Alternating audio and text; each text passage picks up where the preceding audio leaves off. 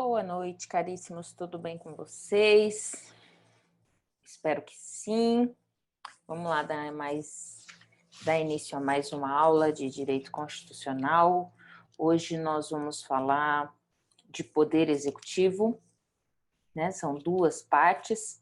Então, no primeiro momento, a estrutura do Poder Executivo e no segundo momento, em relação ao Ministro de Estado e os crimes possíveis de responsabilidades e crimes comuns que podem ser,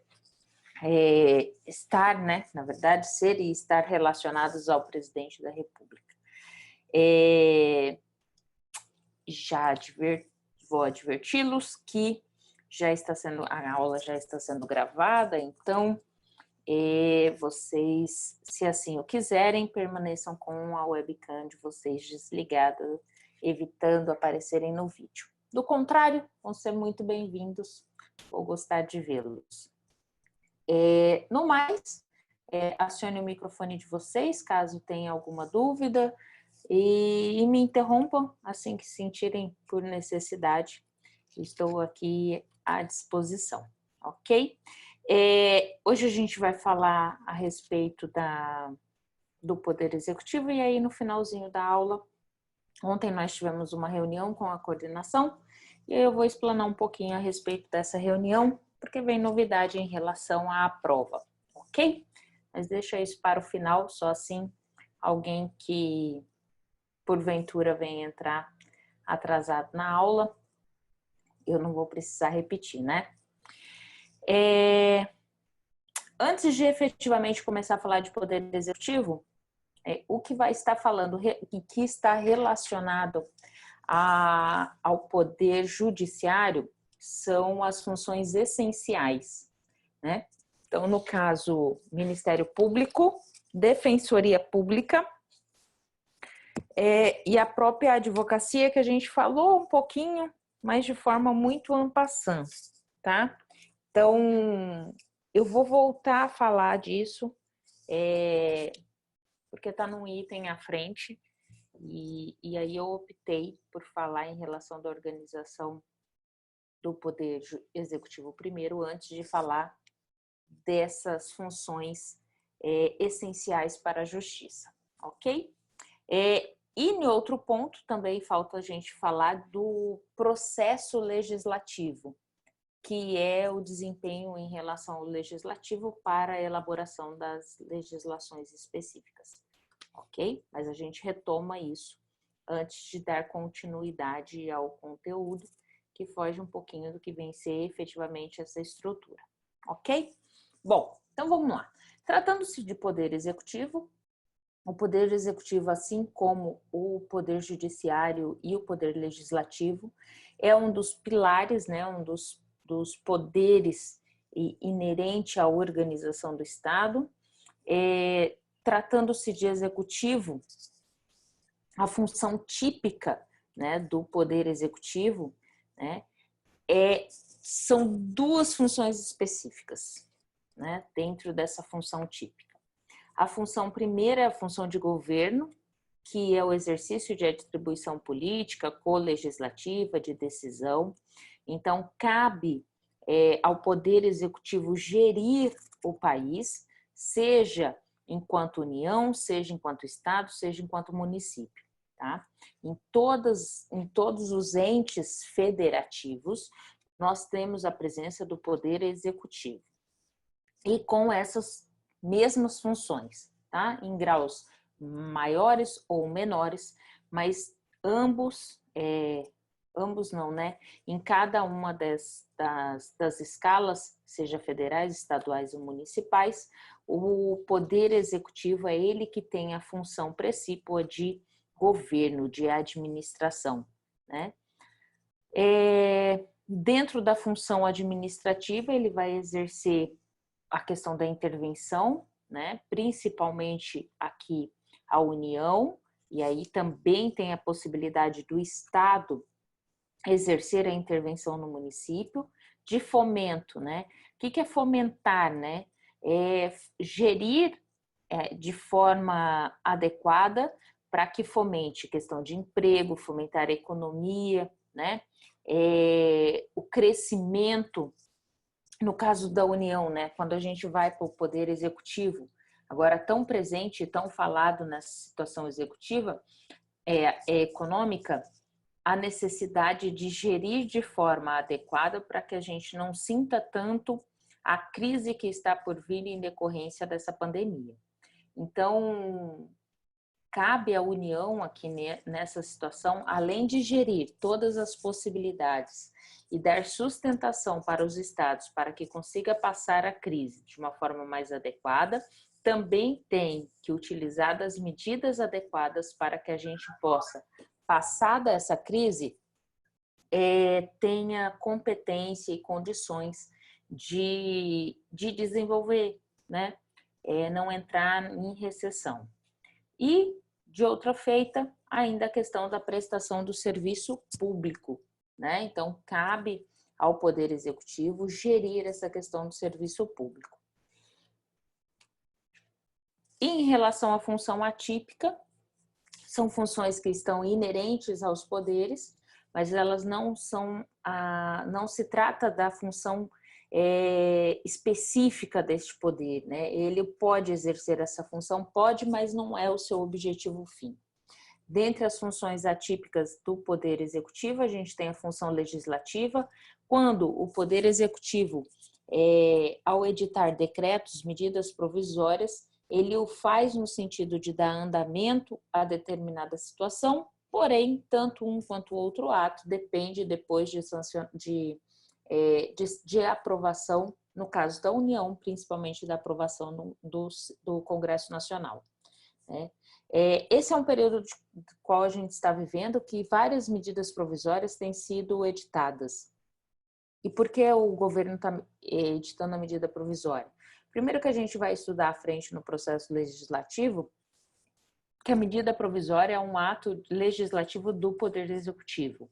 E ele faz, ela já tem vigência, não precisa passar pela vacatio legis, né, o lapso temporal para que a lei, a partir da sua publicação, conta-se um prazo de publicidade, e então, decorrido esse prazo, que em regra é de 45 dias, está lá no artigo 4º da Lei de Introdução ao Direito Brasileiro, passados esses 45 dias, aí sim ela se torna vigente, aí sim ela torna-se obrigatória, né? Então, no caso da medida provisória, eu não tenho essa vacatio legis, uma vez editada e publicada, ela já está em vigor no dia subsequente. De toda feita, ela tem validade por um determinado período de tempo específico, e se ela não for aprovada dentro desse período de tempo pelo Congresso Nacional, tanto pela Câmara como pelo Senado, ela perde a validade, né? Então, ela perde a sua vigência, a sua validade e deixa, é como se a partir daquele momento ela cai, né? Ela deixa de existir, perde sua eficácia. E isso é na função legislativa, ela tem a função de julgamento também, em que pese não faça coisa julgada definitiva. O que é isso? Não fazer coisa julgada definitiva, né? Isso é lá do processo civil.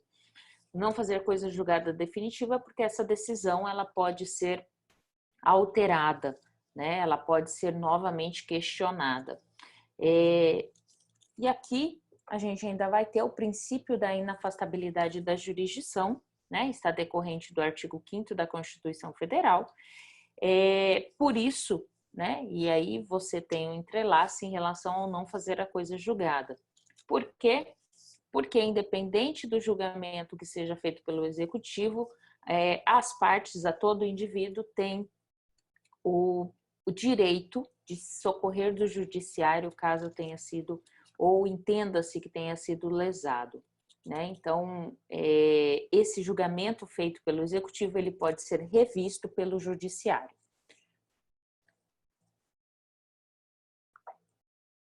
A gente já falou isso em sala, né, nas aulas presenciais. Enquanto função do presidente da República, a gente tem duas funções. Ele pode exercer enquanto chefe de Estado e chefe de governo. chefe de Estado, ele efetivamente está representando o Estado brasileiro, principalmente nas relações internacionais, está lá na Constituição Federal, no artigo 84. E ele também o é como chefe de governo, que vai exercer a direção superior da administração federal. Então, ele tem a representatividade de chefe de Estado, ou seja, ele vai representar o Brasil nas relações exteriores e internamente ele é chefe de governo. Ele que é o principal detentor de exercício da administração federal.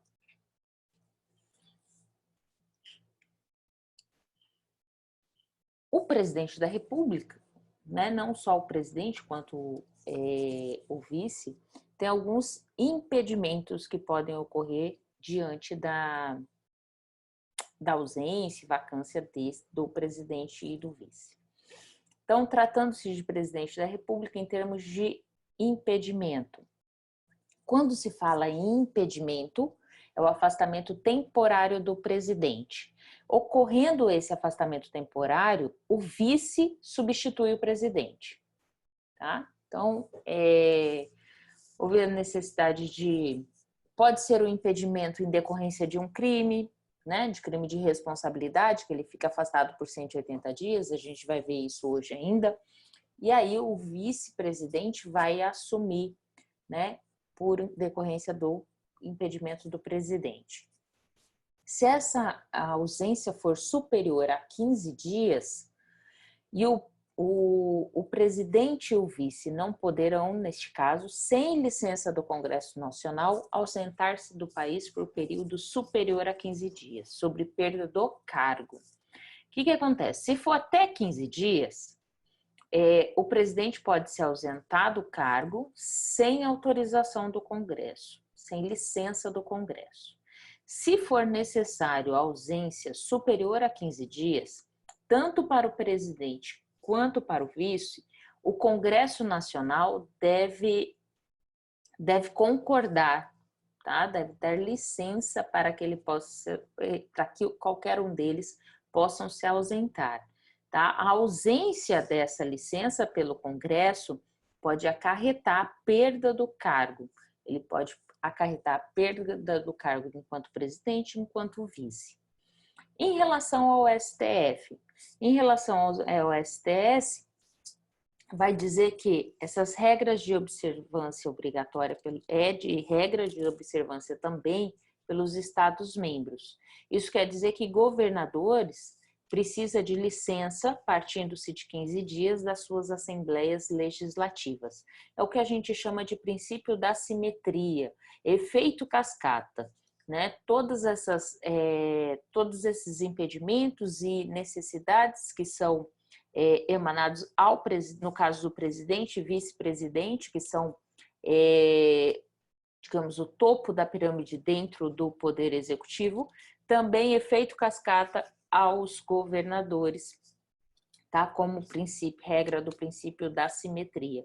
Então, tudo aquilo que está previsto para o presidente e vice-presidente, mutatis mutandis, ou seja, mudando o que tem que mudar, cabe para governadores e vice-governadores, tá? Então, nessa situação aqui, para ausência superior a 15 dias, eu preciso, para o presidente e vice-presidente, a licença pelo Congresso Nacional, e tratando-se de governadores, eu preciso da licença por parte das suas assembleias legislativas. E a vacância? É um afastamento a vacância eu posso ter por um afastamento definitivo do presidente. Esse afastamento definitivo, o vice-presidente vai suceder o presidente. Então, de vice, ele passa a ser o presidente. Isso vai decorrer da morte, né?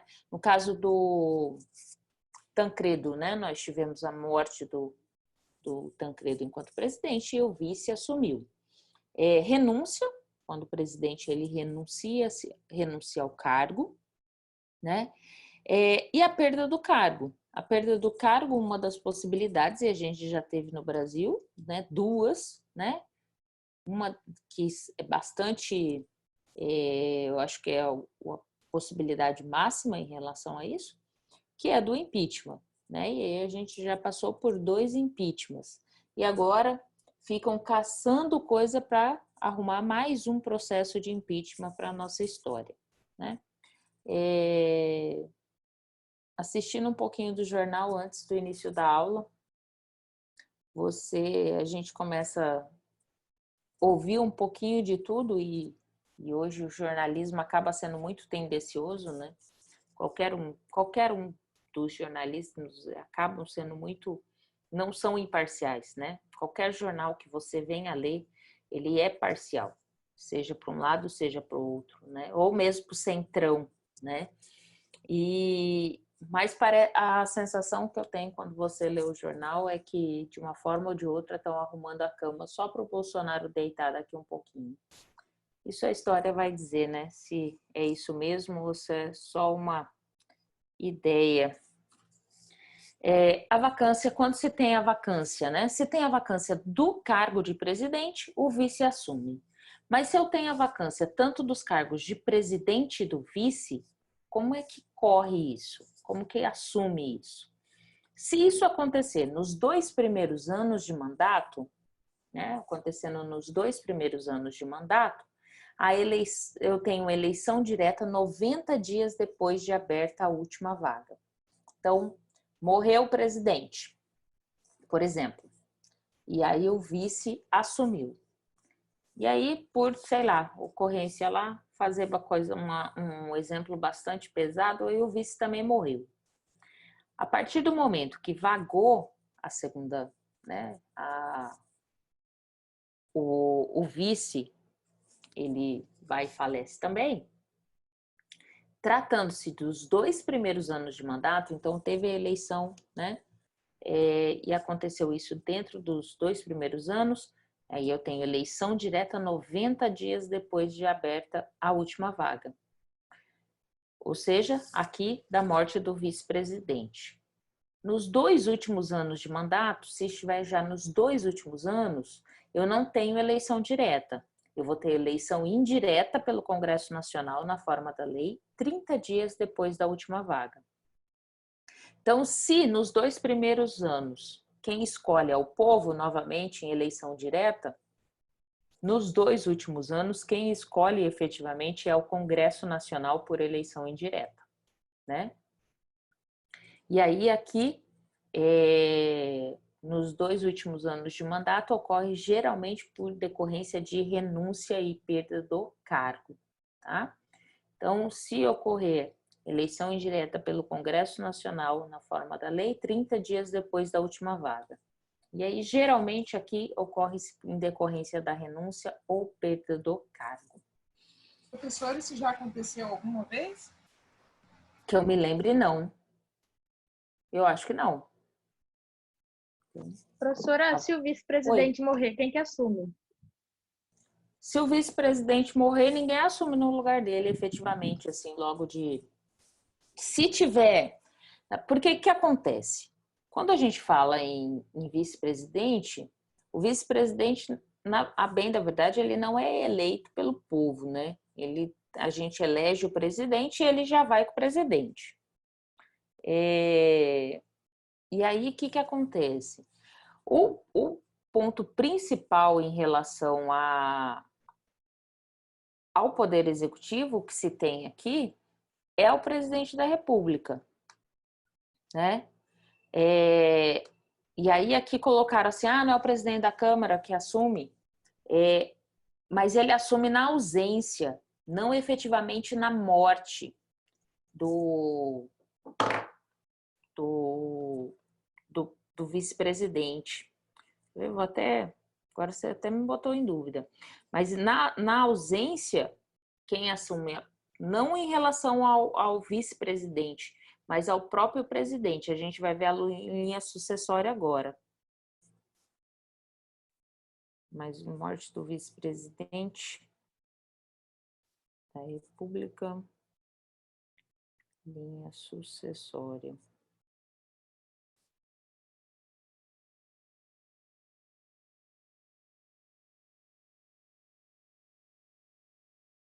Deixa eu ver. Bom, tá abrindo aqui, eu vejo. Mas em relação ao vice,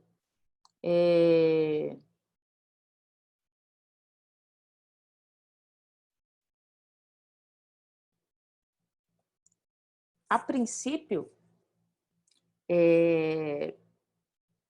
não há efetivamente uma linha sucessória em relação ao vice. Mas eu já confirmo isso. Em relação à vacância, aqui, no caso de impedimento ou vacância do presidente e do vice, né, os dois se ausentaram. O que acontece? Quando o presidente ele se ausenta, né, ele não está sob o cargo dele, quem assume é o vice. E aqui ocorre com frequência qualquer ausência que tenha do Bolsonaro, o Mourão assume, certo? Na ausência do presidente e na ausência do vice, quem vai presidir a presidência? Primeiro ponto, primeiro na linha sucessória, presidente da Câmara dos Deputados, que seria hoje o Rodrigo Maia, tá? Então, ausentou Bolsonaro e o Mourão, quem assume é o Rodrigo Maia. Na ausência do Rodrigo Maia também não está. Quem vai assumir? O Alcolumbre, que é o presidente do Senado hoje. Se não tiver nem o presidente da Câmara, nem o presidente do Senado, quem vai assumir vai ser o presidente do STF, que hoje é o Dias Toffoli, tá? Então, tá lá na Constituição.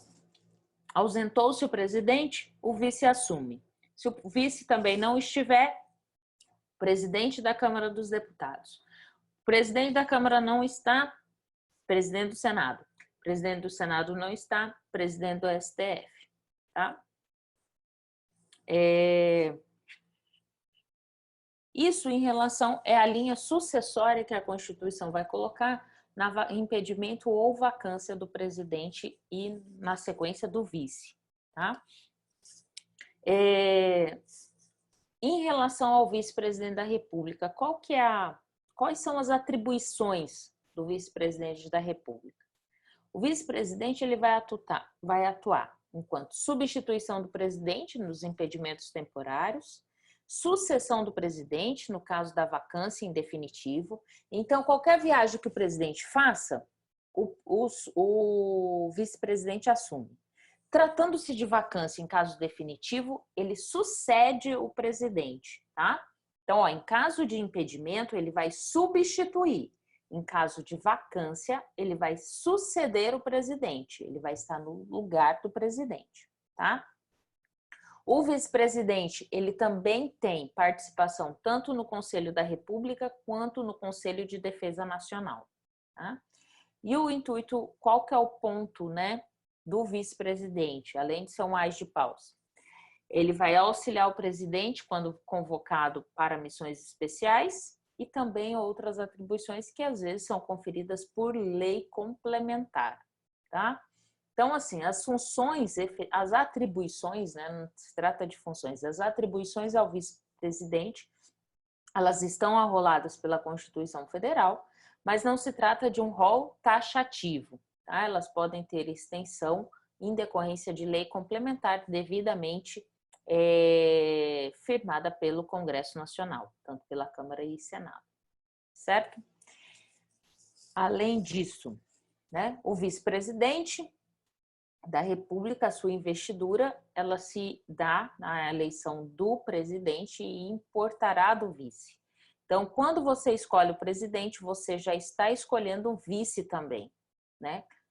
Por muitas das vezes a gente vai para as eleições e sequer se preocupa com o nome que vem como vice-presidente ou vice-governador, né? A gente às vezes nem mal sabe aquele que está efetivamente sendo candidato a presidente, né? Imagina o vice. Isso de uma forma bastante geral na nossa sociedade, né? Passadas as eleições, às vezes a gente nem lembra para qual deputado, qual senador, qual vereador votou, né? Dificilmente. Essa é um resquício da nossa sociedade, né, em despreocupar-se com Apesar de que nos últimos anos a gente tem uma discussão política mais acirrada e tal, mas eu acho que é muito mais pelo fato das pessoas se tornarem muito mais bitoladas em ser de direita, ser de esquerda, defender isso ou defender aquilo, do que necessariamente entender o que vem a ser política, né? E política não é você ter político de estimação, né? Então, política vai um pouquinho além do que vem a ser isso, né?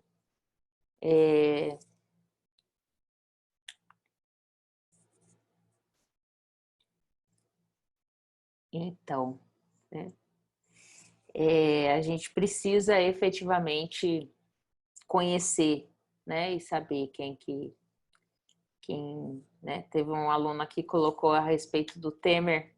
O Temer foi, mas o Temer assim, a ideia de Temer já era uma raposa antiga, né? Da política. Ele se fez dentro da política e tinha os moldes, né? Então, porque não basta participar da política, né? Precisa ser político. Então, é complicado isso, ainda mais nos dias de hoje, em que a discussão em relação ao âmbito da política está muito acirrado, né? As pessoas acabam tendo um foco muito fechado e, na verdade, não deveria ser, né? Isso de qualquer um dos lados, né? Bom, em relação a essa primeira parte do Poder Executivo, é isso. Deixa eu só ver a relação aqui da sucessão em relação ao vice-presidente.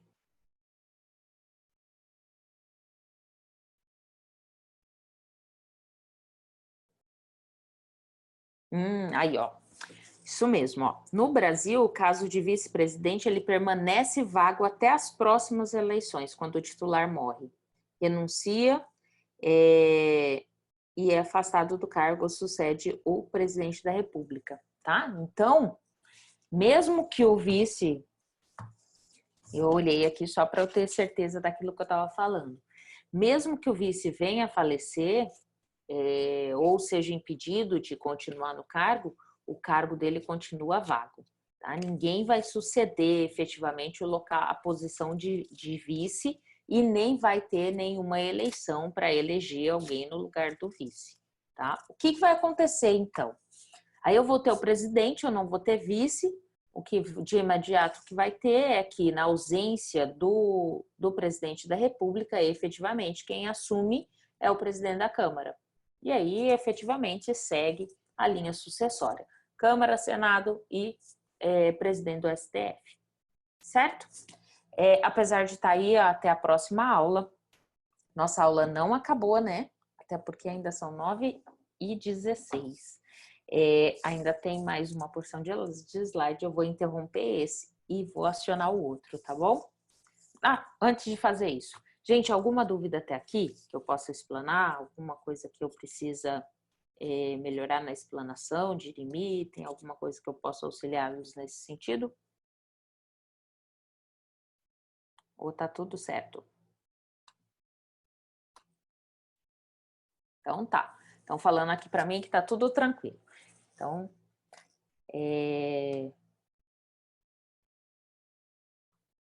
qualquer coisa vocês me interrompam aí, tá bom? Vamos lá. Eu vou dar outro. Deixa eu interromper aqui. E aí vamos entrar com outro slide. Espera aí.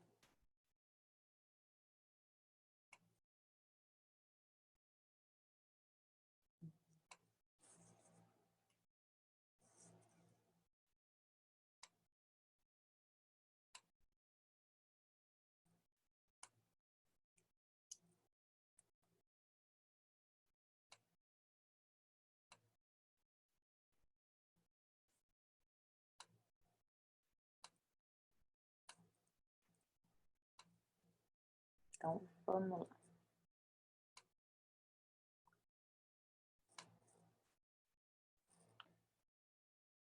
Bom, vou aproveitar que a gente mudou de slide aqui, vamos mudar de assunto. Eu vou dar boa noite àqueles que entraram logo depois que eu já tinha dado boa noite, então sejam todos bem-vindos. E aqui a gente está com 19 participantes, 2 acabaram de sair, porque estava com 21, né? Nem esperava a sala tão cheia, acho que é uma das aulas que eu tive mais alunos. Que legal, né? Então, sejam todos bem-vindos, né? Recebam o meu boa noite. E aí vamos continuar aqui com a organização do Estado e continuar com o Poder Executivo, tá? Bom, a gente estava falando em relação à vacância do presidente da República ou do vice-presidente, né? Então, do presidente da República, obrigatoriamente a gente entra na linha sucessória para que o vice assuma, na ausência do vice, o presidente da Câmara, presidente do Senado e presidente do STF, né? Agora que a gente vai... E em relação ao vice, né? Só para esclarecer e deixar claro que se tiver qualquer impedimento ou vacância por parte do vice-presidente, ninguém assume o lugar dele, né? Esse lugar fica, essa função fica vaga até as próximas eleições. Se tratando tão somente da vacância por parte do vice-presidente, não há que se falar no que a gente comentou há pouco, de se for 2 anos antes, 2 anos nos 2 primeiros anos do início do mandato e os 2 últimos anos, né? Isso não ocorre se tratar somente do vice-presidente, tá bom? E aí, dando continuidade ao que vem a ser a organização do Estado, a gente vai falar de um dos auxiliares que a gente tem ao presidente da República, que são os ministros de Estado, né? A gente tem se discutido muito em relação ao ministro de Estado, em decorrência da saída principalmente, né, que mexeu assim com a gente nessa época, que é a saída do ministro Mandetta da Saúde e, na semana passada, a saída do Sérgio Moro do Ministério da Justiça, né? É interessante a gente olhar para trás, assim, em relação aos outros governos, que a gente mal sabia quem eram efetivamente os ministros. Hoje a gente, em que pese a gente ainda tem muito que crescer enquanto interesses políticos, críticos de uma política efetiva, daquilo que a gente espera para a gente, né, enquanto políticos, hoje a gente tem conhecimento, né, de quem seja o ministro, das suas atribuições, da sua biografia, né? E pouquíssimo tempo atrás a gente sequer sabia quem eram os ministros, né? Então, de certa forma, acaba sendo uma evolução. E tem sido muito presente, né? Principalmente agora nessa época da pandemia, em que a gente está nesse isolamento e que as coisas ficam borbulhando, né? Essa troca de ministro, ela vem parece com uma cerejinha no bolo, né? Até pelo menos umas 24 horas, todo mundo esqueceu do Covid e ficou tão somente na informação da troca de ministro e tudo mais, né? Enfim, então o ministro, para que serve esses ministros, né? Hoje a gente tem uma quantidade enorme, já, apesar de ter diminuído um pouco, mas ainda tem uma quantidade enorme de ministros e ministérios, né? Então, mas para que serve, né? Por que o presidente da República ele precisa de ministros, né? No caso do governador, ele precisa de secretários, né? As mesmas atribuições, mas aí muda um pouquinho o nome, por um está lá na União, o outro está aqui no Estado. Quais são as atribuições desse ministro do Estado? Primeiro, que ele vai auxiliar o presidente no exercício da direção, né? Dessa direção da administração federal, então ele vai ter pastas específicas, né? Então, o Paulo Guedes hoje em relação à pasta da economia, o que não é muito certo da cabeça está lá na da educação, né? Que também não fala, perde a oportunidade de ficar com a boca fechada. O da ciência e tecnologia, que é o nosso astronauta, né? Então a gente acaba tendo a ideia é que eles possam auxiliar, né? Quando a gente olha para a administração pública, principalmente na União, você tem um âmbito, um leque muito grande, né? Então, você precisa, assim como para gerir uma empresa, você precisa de alguém no recursos humanos, precisa de alguém na contabilidade, precisa de alguém no financeiro, o presidente da República também precisa de pares em pastas específicas. E isso está a cargo do ministro de Estado. Então, exercer orientação, coordenação, supervisão dos órgãos e entidades da administração federal na área da sua competência. Então, Paulo Guedes, tudo que se resolve em relação à economia. O Sérgio Moro estava frente ao da Justiça, que agora entrou, que era da AGU. Quem assume no lugar do que... fiquei bastante feliz ontem, porque quem assumiu o Ministério da Justiça, ele estava como geral na AGU, na Advocacia Geral da União. E aí, no lugar dele, quem assumiu foi um professor meu de doutorado, o José Levi, e é um cara muitíssimo competente, assim, de uma sabedoria ímpar. É um professor da USP, ele. Né? E é muito bacana, assim, enquanto pessoa. E aí, referendar os atos e decretos assinados pelo presidente, expedir instruções para execução das leis, decretos, regulamentos, apresentar ao presidente um relatório anual da gestão do ministério. Então, precisa demonstrar ao presidente, assim como qualquer administração em uma empresa, você precisa apresentar os relatórios de acordo com a área que você atua. Para a União, no caso, para o presidente, também cabe a apresentação desses relatórios, até para saber como que está tudo, né? Assim também como praticar atos que vão estar pertinentes às atribuições que forem outorgadas e delegadas pelo presidente. Então, o que é de competência do presidente da República, e ele pode delegar, né? Uma vez que ele delegue, você também vai praticar os atos relacionados a isso e vai prestar conta destes atos, né? A investidura deste ministro do Estado, ele vai ser escolhido pelo presidente da República, né? Tem que ter mais de 21 anos e estar no exercício dos seus direitos políticos, né?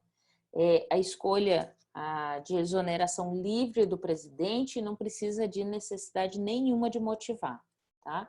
Então, ele não precisa justificar por que ele está mandando embora, demitindo Mandetta, e nem porque ele tinha intenção dele, na verdade, aparentemente, o Bolsonaro não tinha intenção de despedir o Moro, né? Mas, enfim,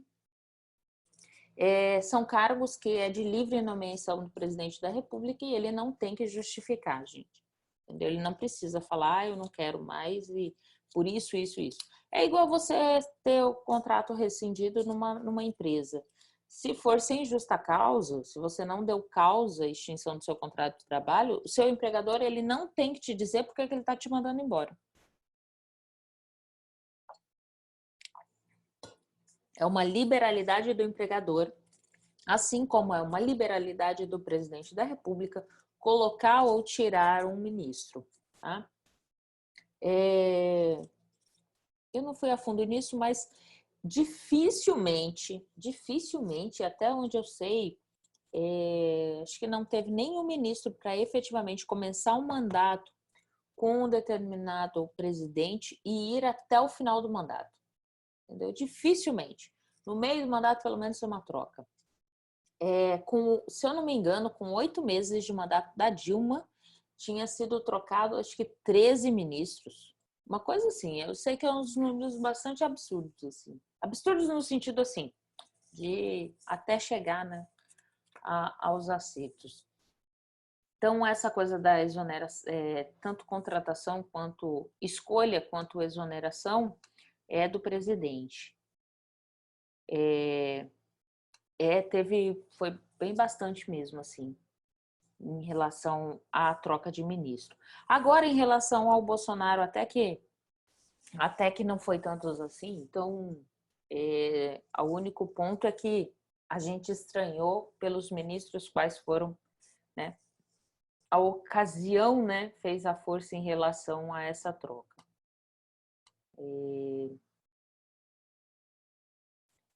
Então, Márcio Tomás Bastos, se eu não me engano, André Celê não cumpriu, não. Do Márcio Tomás Bastos, quem assumiu logo no período dele foi o... Ai, como que é o nome dele? Do PT também. Um super advogado, muito bom. Então, eu acho que ele não cumpriu todo o mandato, não, o Márcio Tomás Bastos. Mas não vou te dar certezas, não. Se eu não me engano, ele saiu no finalzinho e aí quem assumiu foi um advogado, cara. Oxe, é sócio de uma ex-aluna minha em Brasília, ele. Como que eu tô lembrando a fisionomia? E não lembro o nome dele. Vamos ver se alguém fala aqui. Isso mesmo. Ele foi atuar na advocacia, o Márcio Tomás Bastos. Ele ganhou uma fortuna em um processo assim, os honorários dele eram um absurdo. Era um absurdo. Absurdo no sentido assim, né, de muito bom, né? Mas não é do Tarcísio Genro que eu tô falando, não. Bom, daqui até o final da aula eu lembro, senão eu procuro aqui. Nossa, eu tô com a fisionomia do cara, é horrível isso. Mas enfim. Então, assim, tratando-se de ministro, gente, o presidente não tem que dar satisfação, não. Ele tem que estar inerente à atividade dele e tal, e ponto, sabe? Ele coloca e troca quem, né? Eu fiquei feliz de acordar hoje e não ser, né, ele ter tido, digamos assim, sapiência, né, sabedoria, e não colocar o que ele estava querendo efetivamente colocar como ministro da Justiça, por decorrência não necessariamente de quem seja, né? Mas por todos os infortúnios que viriam para o governo se ele efetivamente tivesse colocado o primeiro nome que ele tinha como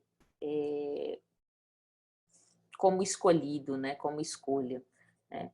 Até porque o currículo de quem a princípio ele escolheu não era um currículo digno para um ministro de Estado, né?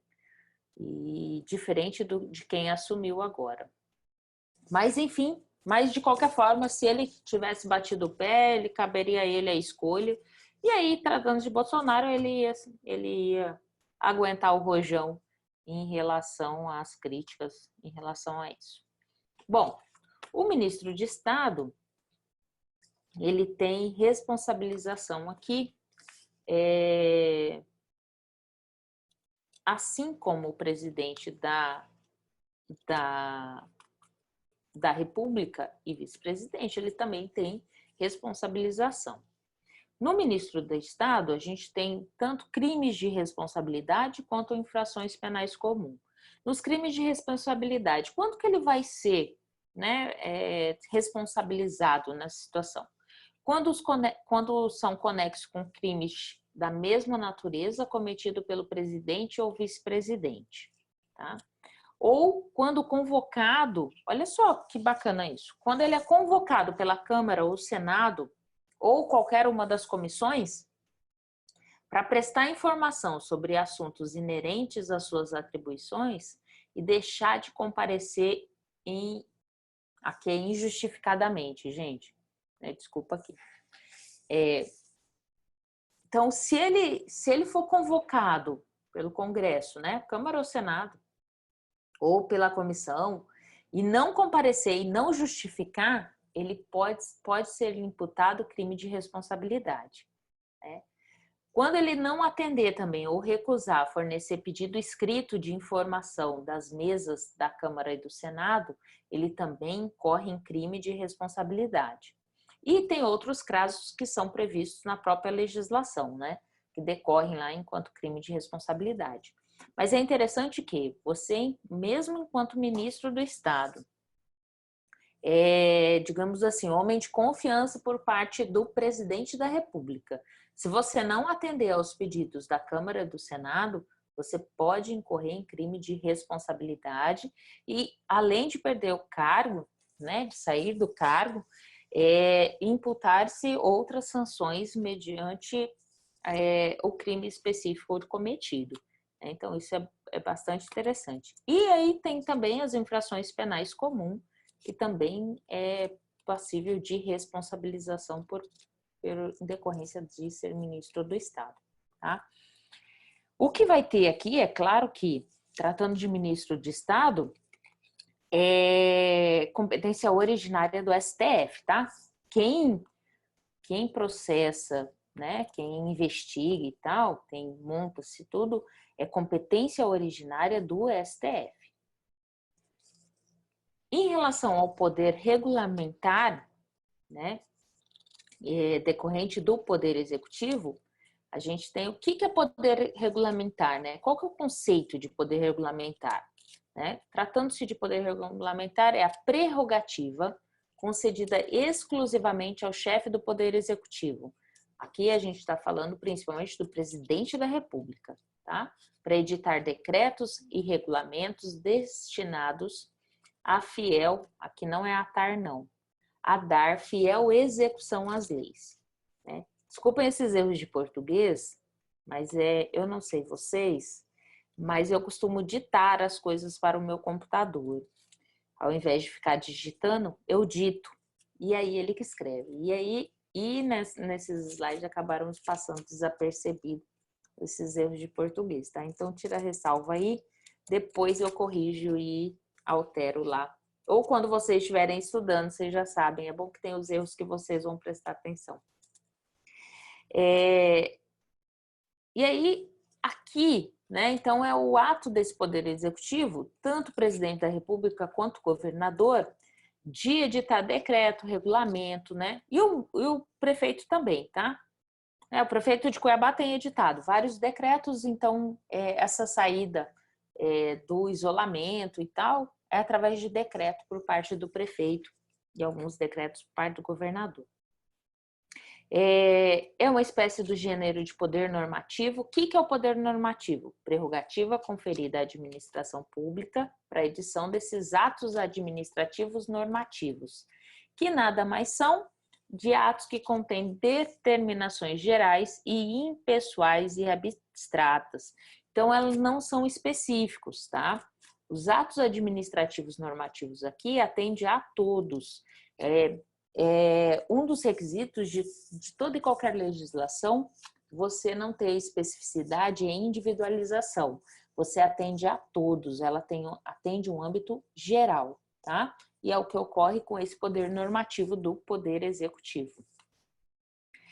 E aqui a gente vai ter, essa classificação, a gente vai ter decretos normativos e na sequência aqui a gente vai chamar de decretos específicos, tá? Nos decretos normativos, ele tem um âmbito geral. Deixa eu baixar isso aqui. Ele tem um âmbito geral, é para todos, né? Então, ele pode ser independente, que é autônomo. Quando que eu tenho um ato independente e autônomo? É um ato normativo primário, né? O primeiro ato, né? Pois deriva diretamente da Constituição. Então, a Constituição autoriza tanto o presidente da República, quanto o governador, quanto o prefeito, a editar esse ato. Então, partiu da Constituição, ele vai ser ato primário, porque parte já direto da Constituição. E ele vai poder dispor sobre o quê? Sobre a organização e funcionamento da administração federal e sobre a extinção, no caso do presidente, né? Se for em relação ao Estado, a administração estadual. E a extinção das funções e cargos públicos quando vagos. Então, vagou os cargos, cabe, né, ao Poder Executivo determinar se vai preencher esses vagos ou se vai extinguir esses cargos que estão vagos, né? Desde que, ele pode fazer isso? Pode, desde que não implique em aumento da despesa, criação ou extinção de órgãos públicos, tá? Então, ele vai ter aqui, ele vai organizar o funcionamento, vai ter extinção, mas desde que não implique no aumento de despesa, tá? Ele tem que manter lá dentro da Lei de Responsabilidade Fiscal. No decreto normativo geral, ó, além de independente e autônomo, eu tenho o regulamentar, que é o de execução, de fazer, né? Então, ó, é um ato secundário. Por que é secundário? Porque ele não vem diretamente da Constituição, mas ele vem, ó, de determinada lei. Então, a lei foi criada com base na Constituição e então, em cima dessa lei, eu tenho esse ato normativo. Ele é secundário, também continua sendo, ó, de conteúdo geral e impessoal, e é expedido para possibilitar a execução de uma determinada lei que foi criada lá aí já com base na Constituição. Então, o regulamentar, obrigatoriamente, ó, ele depende da existência da lei, né? No caso do independente, eu não preciso de lei, eu já vou me basear lá na Constituição Federal. Aqui não, eu preciso da lei e é o que a gente chama de ato normativo derivado. Lembra do poder constituinte derivado? Então, como eu estou derivando, eu estou partindo de algo que já está posto, né? Então, eu tenho uma lei e dessa lei que eu vou criar o ato, né? E aqui no outro ponto é expedido no exercício do poder regulamentar. É a oportunidade que tem o poder executivo de elaborar algumas normativas permitidas pela legislação. Além do decreto normativo... Oi? Estou com dúvida. Por exemplo, a Câmara de Cuiabá aprovou a reforma administrativa no âmbito do Executivo Municipal. Certo. Aí aprovou o projeto de lei e tal, teve... E aí foi para o gestor. Ele não emitiu, então é o decreto que formaliza, que daria cumprimento à reforma administrativa. Primeiro ponto é o seguinte. Precisaria de um decreto, é isso? Não, aí assim, ó, Andressa, quando a gente... a partir do momento que a Assembleia ela autoriza a reforma e tal, e expede a legislação em relação a isso, o primeiro ato do Poder Executivo é sancionar, entendeu? Ele precisa sancionar. Assim como o presidente, a gente vai ver no processo legislativo, de acordo com a normativa, depois que você tem a elaboração da legislação, seja pelo Congresso, seja pela Assembleia Legislativa, o próximo ato para dar validade à norma é a sanção pelo presidente ou pelo governador. E aí ele pode sancionar, ou seja, aceitar tudo aquilo que veio por parte do legislativo, ou ele tem o poder de veto. E aí algumas coisas ele pode vetar. E aí o que acontece? Algumas legislações, elas já vêm prontas, e aí você já tem execução imediata daquela legislação a partir da sanção. Outras, eu preciso de, digamos assim, de outras instruções, né? E aí eu poderia ter, por base de um decreto, a execução daquela normativa, né? Eu não posso te falar em relação à reforma que se ela já estava efetivamente pronta e já para execução a partir da sanção, ou se precisava de algum decreto por parte do governador, ou se tratando-se, neste caso você falou da Assembleia, seria por parte do governador. Eu não vou poder te dizer com propriedade se era isso ou aquilo, mas o que há que se identificar é se já veio a legislação, essa reforma administrativa já estava prontamente disciplinada na legislação emanada pela Assembleia, ou se ele deu só ou veio só tipo... como que vou explicar? Vou explicar de forma bastante simplista, assim. Colocou lá na legislação quais eram os pontos que precisava efetivamente ter da reforma e a partir dali caberia ao Poder Executivo, no exercício da sua administração e autogestão, fazer valer aqueles pontos, entendeu? Não vou poder te dizer com propriedade, mas se fosse isso, sim, precisaria de uma normativa. Pode falar. Mas a dúvida é porque, assim, na verdade foi municipal, né? Foi a Câmara de Vereadores e seria o prefeito que teria que dar cumprimento. Eu queria saber se tem um prazo, porque teve a aprovação da Câmara, Uhum. e não foi executada a reforma. Aí, a minha dúvida é se tem um prazo para isso, mas também se, como se a Câmara tivesse autorizado uma reforma naqueles termos, e aí o gestor tem o poder discricionário de aceitar ou não aquilo ali. Então, ele vai ter poder de veto, né, das coisas que ele efetivamente não concordar. E o prazo, como que funciona esse prazo? A gente vai ver lá em processo legislativo, vai dar certinho os prazos. Mas só que se for nessa fase, igual a gente está de calamidade pública, em relação a essas normativas, está tudo parado. Não vai ter cumprimento de nenhuma dessas normativas. Entendeu? Agora, vamos supor que tenha acontecido ano passado, né? Então, o que acontece? Foi bem o caso, foi em novembro do ano passado aprovado. Então, foi aprovado. Só que acontece o seguinte, ele tem que incluir essa reforma no orçamento, tá? Então, tem que disciplinar no orçamento. Aí, depois do orçamento ser efetivamente corrigido não, mas autorizado, aí sim ele pode começar a implantação das reformas. E o que tem que observar é se nessa reforma proposta pela Câmara, se tinha um prazo pré-determinado para a implantação em relação a cada uma das medidas a serem tomadas, né? Porque não basta a Câmara definir uma reforma, se eu não tenho dinheiro para fazer essa reforma, e se eu não tenho condições, eu não tenho instrumentos suficientes naquele momento para fazê-lo. Então, não adianta, às vezes, a Câmara efetivamente determinar uma legislação se não tem como cumprir. E aí o legislador, o poder executivo vai ficar de mãos atadas, entendeu? Pode até vir surtir algumas medidas judiciais, no sentido de que obrigue fazê-lo e tal, mas se ele não tiver uma situação para o exercício efetivo disso, dificilmente acontece. Mas o que aconteceu com a gente também? Ó, se essa legislação ela foi autorizada em novembro, né? Dezembro a gente já tem aí recesso, a própria Câmara já para também e tal, volta a janeiro, fevereiro.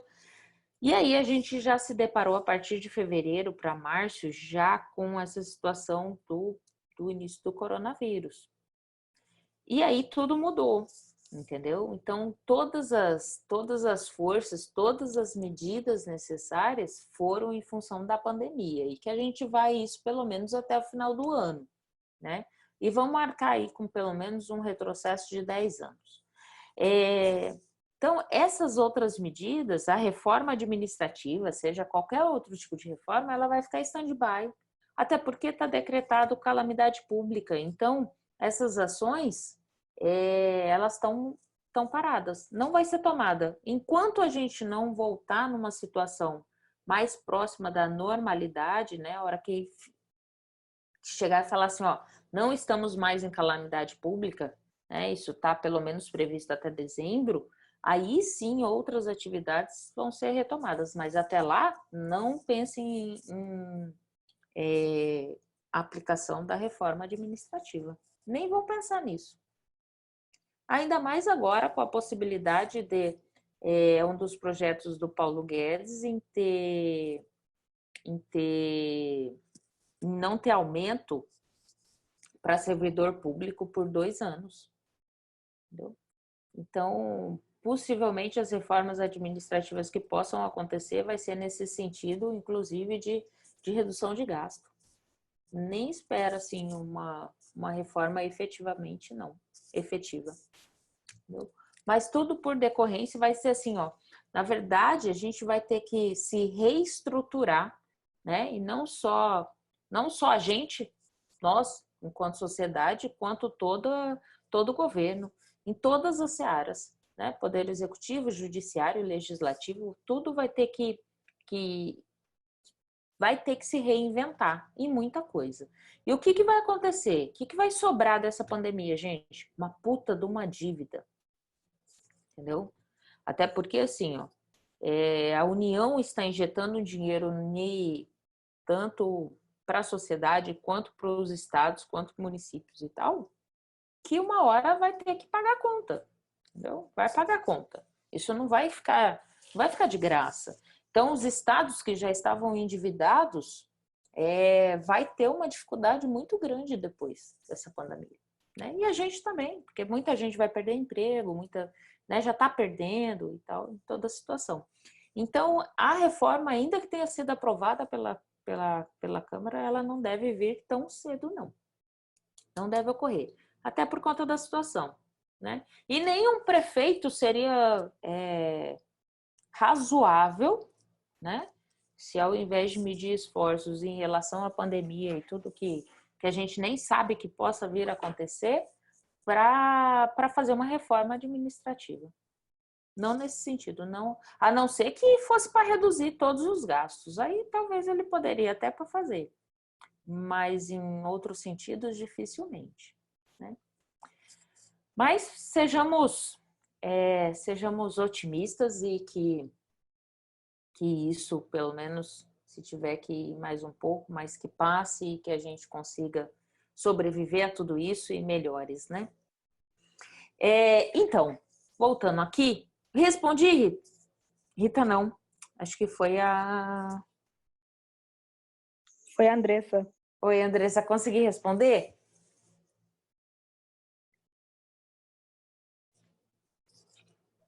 Conseguiu responder e trazer um monte de outras dúvidas, mas a gente segue, né? Então, você vai estar aqui dando uma aula particular, porque esse é um assunto que teoricamente, a reforma administrativa ia diminuir em 30% os gastos da prefeitura. Então, né? Mas vamos seguir. Mas assim, ó, mas a gente há de convir que a gente está num momento muito estranho para tudo, né? Então, e assim, o governo, seja a prefeitura, seja o governo, ele não está... Tem que medir esforços agora em função da saúde, né? Não tem como ser diferente. Até quando a gente olha para os números em relação ao coronavírus, né? Quando a gente olha igual assim para São Paulo, né? Se fala assim, teve 200 e poucos mortos, 300 e poucos mortos, né? Gente, se a gente pensar num todo, se a gente está falando de São Paulo, de um estado que tem 11 milhões de habitantes, quando a gente pensa em 300, 400 pessoas, é muito pouco. Só que o problema não é a quantidade de pessoas que morrem, nem as pessoas que estão infectadas, é a proporção que você tem de cada um infectado passa para 15, né? E que está levando o sistema de saúde efetivo ao colapso, né? A gente vê isso muito no Amazonas já, Pernambuco, Fortaleza. Então, e mesmo São Paulo. O grande problema é que... Então, ó, não, mas tem 2.000 mortos o total. Né? Não foi num dia só, não. Não aconteceu em um dia só, 2.000 mortos. Não aconteceu igual nos Estados Unidos, que a gente tem mais de 2.000 mortos, ou mesmo na Itália. Pelo menos não por enquanto, né? Então, mesmo quando a gente fala assim, 2.000 mortos, num total de 11 milhões, não é um aspecto tão alto. Só que você propagar esse vírus, né? A ausência de isolamento e tudo mais, o colapso que você traz para a saúde é muito grande. Tem o esposo de uma ex-aluna minha em Brasília, ele está 28 dias numa UTI, gente. Então, o fato é que permanece muito tempo na UTI. Então, e aí o que acontece? Não fica lá 28 dias e aí outras pessoas nesses 28 dias vêm precisar e aí você não tem condições. E não adianta você criar do dia para a noite, sei lá, tantos leitos de UTI, porque é caro, né? Então, é complicado, está sendo tudo muito complicado e eu não estou falando isso não é para justificar, não. Muito pelo contrário, eu acho que é um período muito incerto das coisas e a gente tem que ir balançando e encontrando a melhor forma de lidar com tudo isso, né? Professor, Oi! posso fazer um pedido, uma sugestão? Vai que rola. Não custa pedir, né? Diga! Até para a gente entender melhor, olha a dinâmica disso. A gente podia pegar, se você pudesse, o decreto de emergência, de calamidade estadual, e a gente analisar ele dentro dessa. Que a gente tem um exemplo prático que tem aplicação na nossa realidade, no nosso cotidiano, e que dá para entender também o conteúdo da disciplina. Então, vamos fazer assim, ó. Não que eu queira entender tudo sobre esse decreto, interesse pessoal aí, mas... mas é verdade. Não, eu vou fazer assim, ó. Eu vou puxar, vou brincar isso de tarefa no final de semana, tá? Eu vou puxar o decreto e vou ver dentro do decreto o que é efetivamente interessante para a gente discutir em aula. E aí a gente faz uma chamadinha disso, sim. Não tem problema não, bem legal, né? Assim, efetivamente de um prazo prático, e a gente acaba assim, conhecendo mais, né? Quando tratando-se disso, do que efetivamente só eu falando. Então tá. Vou trazer. Final de semana eu vejo isso. Pode falar. Porque ele tem implicação na análise das contas pelo Tribunal de Contas, né? Tem uma implicação em vários âmbitos. Eu acho que se você conseguir ajudar a gente até a entender a disciplina como um todo, né, a partir desse exemplo prático, pode até facilitar. Vou tentar. Aí depois vocês me falam se eu conseguir ou não. Bom, mas dando vazão aqui ainda na aula, né? Senão daqui a pouco, quer ver? Aí, ó, já são quase 10 horas. E aí, além daquele decreto, a gente tem um decreto específico que seria individual, né? E aqui trata-se de um efeito concreto, não vai ser abstrato, e vai prever uma situação específica, uma situação particular, né? Aqui não se trata, não é um ato normativo, então não, até porque os atos normativos obrigatoriamente eles têm que ser abstratos, têm que ser impessoais, né? Aqui o decreto específico a gente vai ter em caso de nomeação e exoneração, desapropriação, que são atos específicos, tá? E particulares. Né? Assim como saiu início da semana passada, na sexta-feira, né? Quinta ou sexta-feira?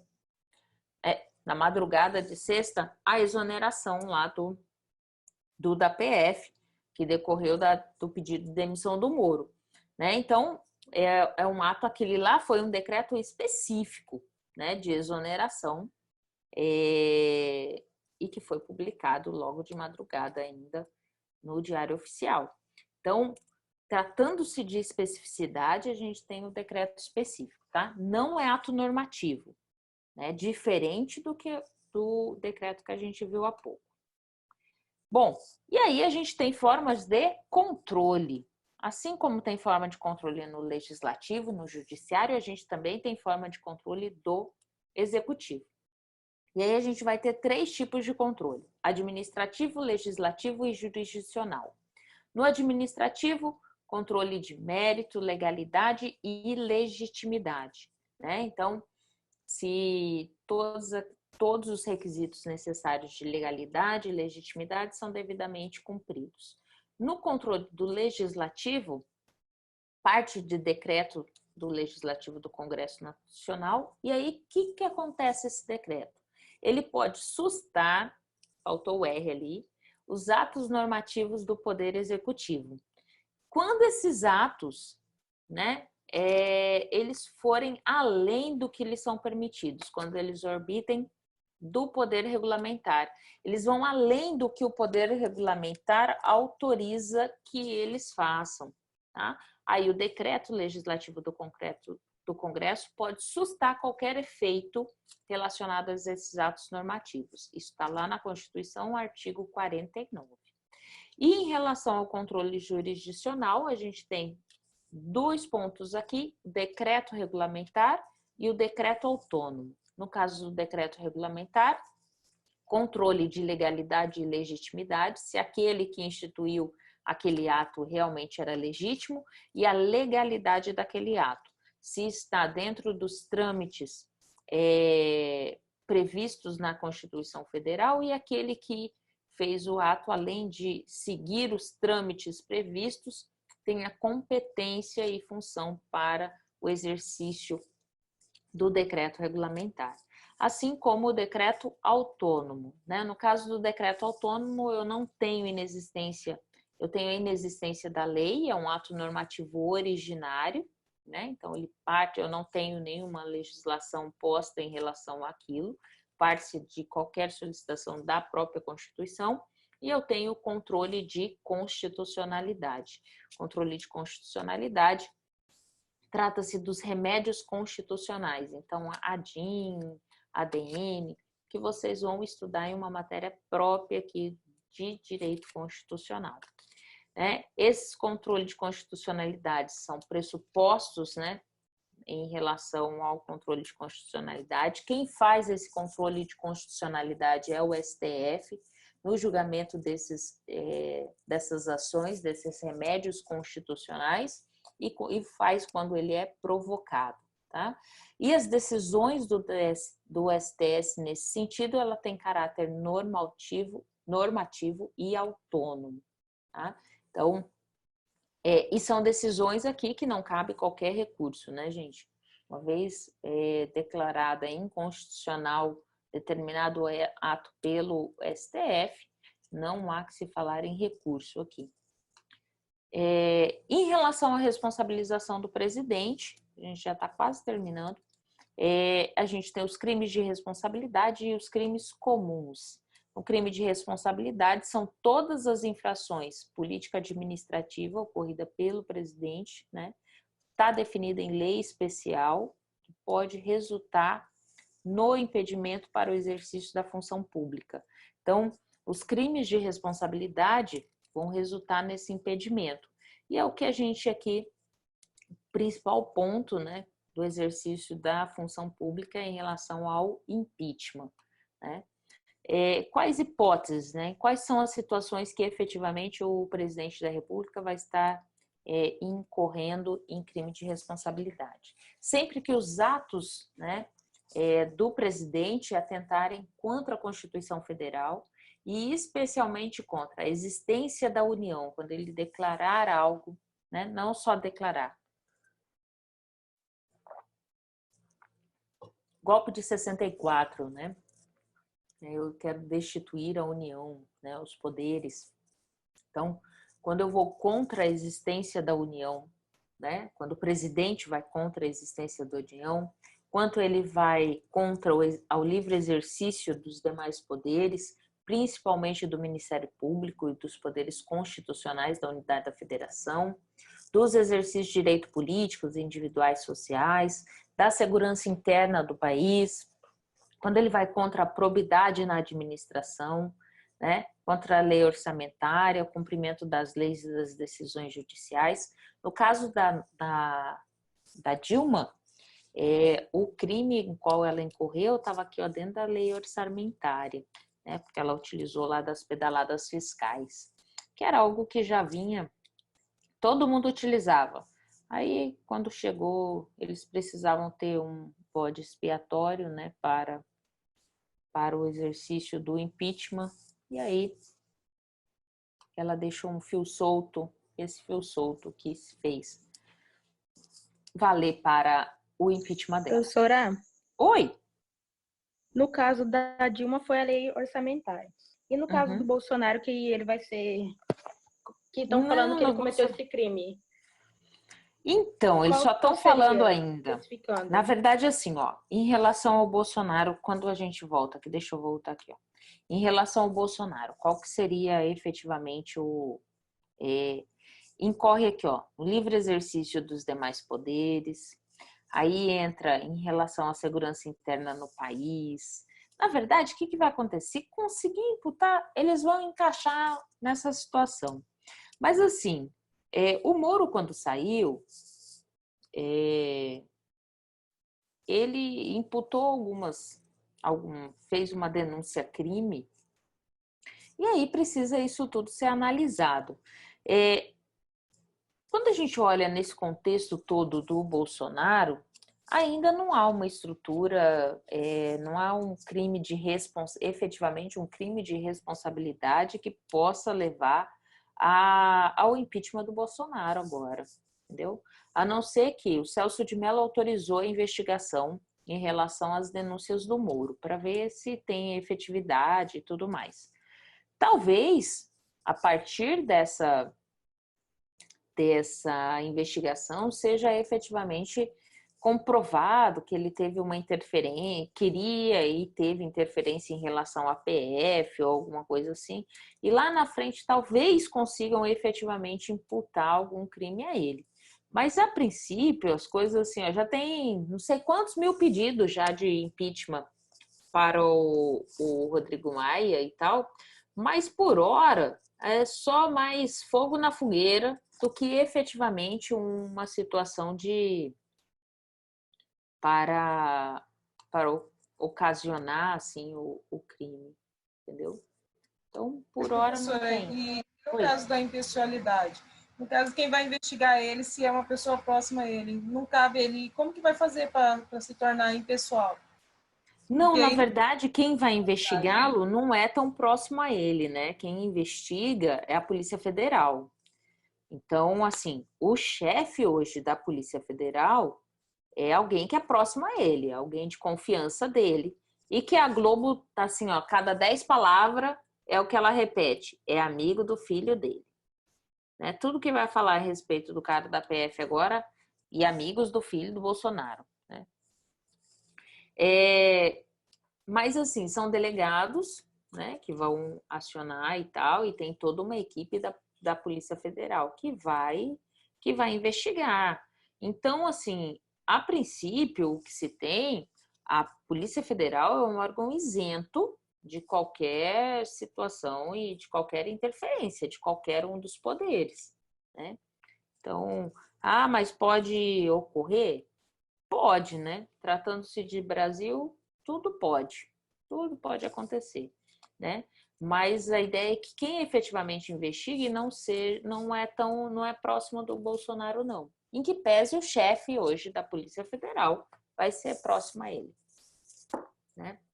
Mas, desculpa, como o pedido de investigação veio do STF, os investigadores respondem direto ao ministro ou eles têm que encaminhar para o chefe da PF para daí repassar as informações para o STF? Assim, ó, isso tudo tem uma questão de hierarquia, né?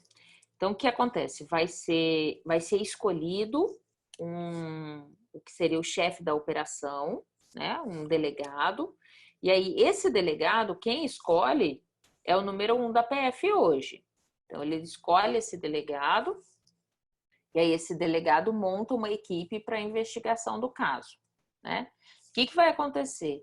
Esse delegado, ele tem relatório direto e ele pode ter passagem direta para o ministro do STF. Tá? Mas o chefe dele tem conhecimento dessa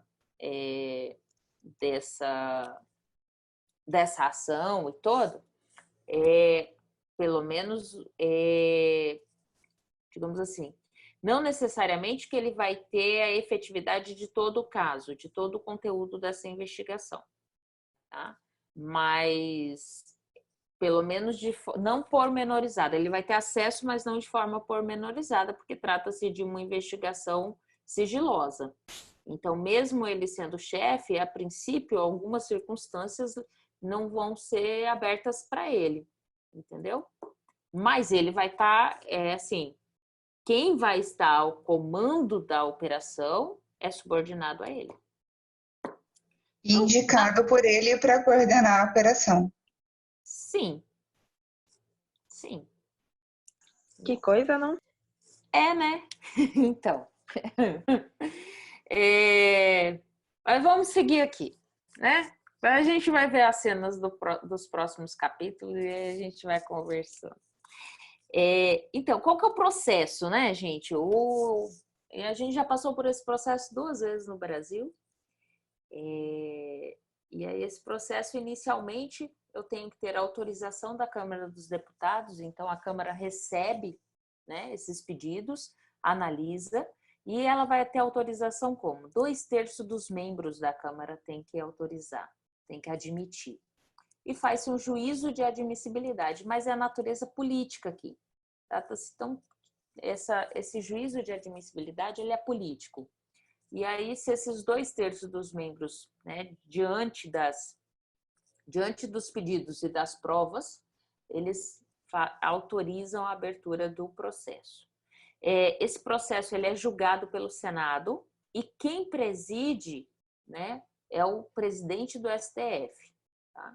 É um julgamento de natureza política, em que pese se tenha ampla defesa e contraditório, mas trata-se de um julgamento de natureza política, então ele tem que ser aqui aceito por 2/3 dos membros também lá do Senado, e o Poder Judiciário não tem condições, não vai poder reformar o mérito da decisão do Senado.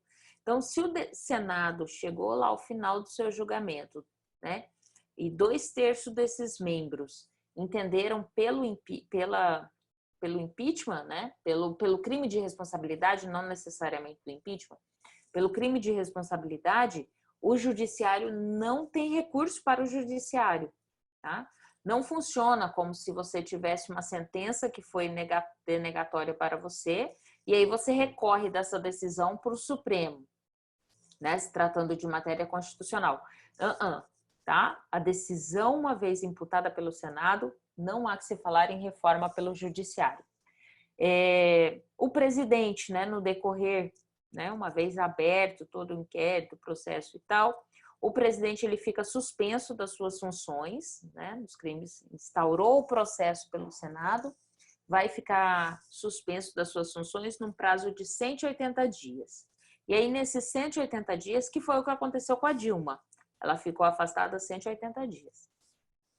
E aí, decorreu o prazo de 180 dias, se o julgamento ainda não tiver sido concluído, né, todas as etapas de julgamento e tal, a parte da defesa, da acusação e tudo mais, o presidente, ele volta, né, olha ali, você será o afastamento do presidente. Essa é a minha sobrinha falando junto comigo. O afastamento do presidente, o que acontece, né? Se o julgamento não foi concluído, o presidente ele volta à sua atividade sem prejuízo do prosseguimento do processo. O que vai acontecer? Ele fica 180 dias afastado, não concluiu, ele volta para a sua atividade normal e o processo de impeachment continua correndo. Assim que funciona, tá? E aí, a condenação, qual que é a condenação do presidente da República, né?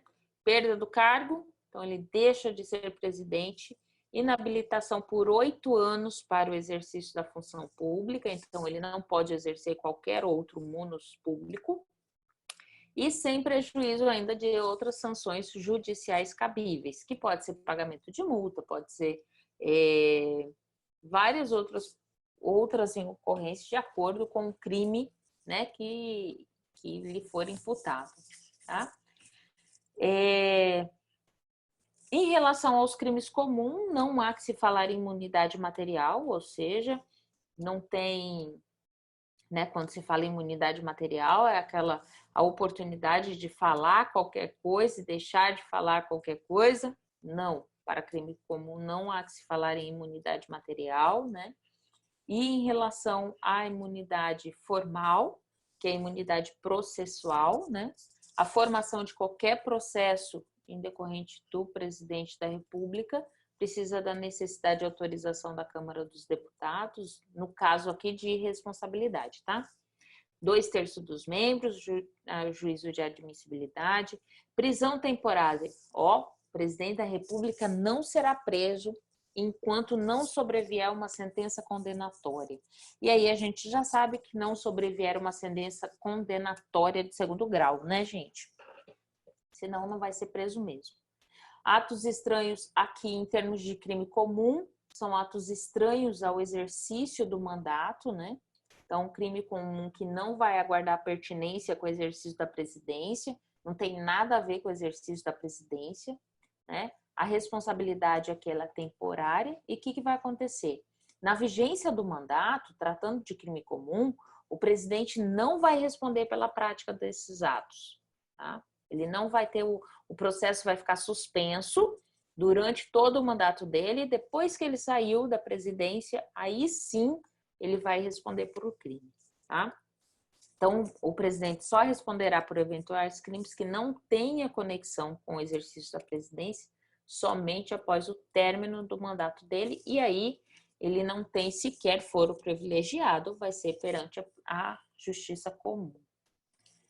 Em relação àqueles que guardam pertinência com o exercício da presidência, o juízo de admissibilidade também é da Câmara dos Deputados 2/3. O julgamento ocorre perante ao STF, né? E o presidente fica suspenso das suas funções nas infrações penais comuns, se recebida a denúncia, que é a queixa-crime pelo STF. O afastamento do presidente nessa situação, prazo máximo também de 180 dias, sem prejuízo do regular prosseguimento do processo. E aí, gente, acho que por hoje, em relação de conteúdo, é isso, né? Alguma dúvida aqui? Professora, eu não entendi muito sobre a prisão temporária do presidente. Fiquei na dúvida. Então, eu ia fazer essa pergunta, a senhora foi e falou. Então, o presidente da República, ele não pode ser preso temporariamente, tá? Lá, vamos voltar no... Enquanto ele... O que acontece, né? Quando a gente fala em prisão temporária, a gente está falando de medidas assecuratórias de um processo, né? Então, quando você tem indícios de que aquela pessoa pode estar atrapalhando qualquer situação do processo, ou você tem indícios suficientes de que ela tenha sido autora do crime, que é uma medida de segurança, prende-se temporariamente por determinado período, ela é específica, né, de um determinado período, e durante esse período agiliza-se a investigação. No caso do presidente da República, independente de todos os requisitos para o exercício da prisão temporária, ele não pode ser preso, tá? Ainda que se faça presente todos os requisitos para que seja decretada a prisão temporária, tratando-se do presidente da República, não há que se falar em prisão. O presidente da República, ele só será preso, efetivamente preso, no exercício do seu mandato, somente se eu tiver uma sentença condenatória. E no caso de segundo grau, né, que não caiba mais recurso, efetivamente mais recurso. Feito? A senhora não prescreve? Não prescreve. Não prescreve porque ele fica suspenso. Entendeu? Eu não vou ter a prescrição, a atuação da prescrição. Tratando-se dos crimes comuns, né? Ele só vai passar a efetivamente responder depois que ele está fora do exercício de cargo. Eu tenho a suspensão da pena, inclusive. Feito? Bom, ontem nós tivemos uma reunião, né, via Zoom com os professores e com a coordenação. E o que ficou determinado, gente, é que vocês terão, ao invés de 2 provas, vai ter apenas uma prova, tá? Então, o N1 e N2 serão juntos. É uma prova só. E que ainda está sendo definido se efetivamente vai ser uma prova presencial, né? Se voltar efetivamente às aulas em decorrência do decreto, né? Ou se o ISEC assim o definir, ou se essa prova vai ser online, né? E aí pelo sistema AVA. Então, todo o conteúdo que a gente teve até agora e mais as próximas aulas, né? Deve-se obedecer o calendário. As provas estão a partir do dia 22/5, se eu não me engano. Então, até as nossas aulas anteriores ali. Espero que até lá a gente tenha já isso definido, se vai ser online ou se vai ser presencial. Mas, de qualquer forma, a ideia é que as provas sejam todas objetivas, tá? Então, vai ficar a critério do professor entre fazer 10 ou 20 questões, todas objetivas, e aí vai ter toda a matéria do semestre, tá? A ideia não é prejudicar vocês, né? Até porque não só vocês, a nós mesmos, né? Então, mais disso, né? Não quer o fato da gente não... A ideia não é prejudicar mesmo, mas isso não quer dizer que os senhores não tenham que estudar e fazer o dever de casa também, né?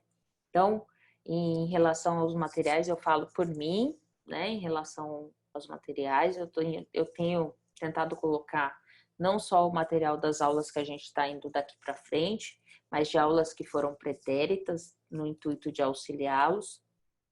Todos os vídeos das nossas aulas já estão disponíveis, então se vocês não conseguirem acessar pelo Classroom, só buscar meu canal lá no YouTube, que eu deixei disponibilizado, né? Então, e se vocês tiverem qualquer dúvida, qualquer situação, contacte para que a gente possa dirimir as eventuais dúvidas e vocês não tiverem ainda um prejuízo maior do que esse. Apesar de que as aulas online eu acho que tem sido mais efetivas do que na sala de aula, né? Acaba auxiliando de uma certa forma. A gente precisa se reinventar, não é das tarefas mais fáceis, mas enfim, acaba a gente criando um tempinho de uma concentração maior que às vezes a gente não tem muito em sala de aula, né? Então me perguntaram, eu não lembro se foi de manhã ou à noite, se a matéria do primeiro e segundo bimestre. Bom, já que a prova é uma só, então vai ser toda a matéria para a prova. Eu creio que eu devo fazer 10 questões, eu tinha feito a NP1 com 20 questões, mas creio que seja 10 questões em relação a cada um dos conteúdos, para facilitar também para vocês, tá bom? E eu acho que é isso, no mais, né?